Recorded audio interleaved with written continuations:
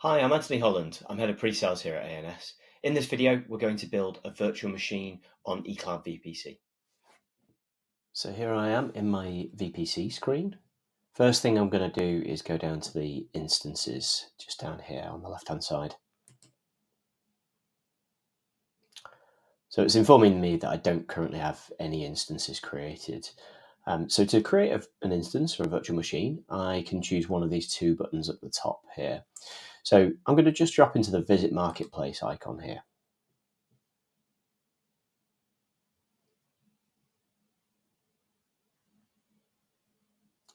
Now from here, I can pick a pre-existing marketplace image that includes the operating system and also applications that are then stacked on top.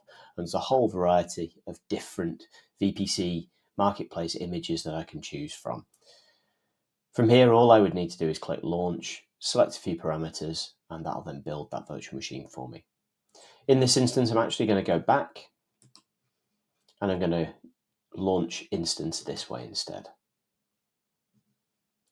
So here, all I need to do is pick an operating system. In this instance, I'm going to use ARM Linux 9. I'm going to select my VPC1 virtual private cloud. That's already ready to go. And then select which availability zone I want that to appear in. I'm going to use Manchester South. I now need to choose my resources. So whether I want to use standard CPU or a high CPU, more powerful option available. I'm going to use standard. And then I can choose how many vCPUs I need to apply to this virtual machine. So I can do this on two levels. I can do it with sockets and I can do it with the cores per socket. So I'm going to have two CPUs and I'm going to have two sockets populated in each of those CPUs. So a total of 4 vCPUs will be available to me. I can also increase the amount of RAM. I'm going to throw that up to 4 gigabytes of RAM.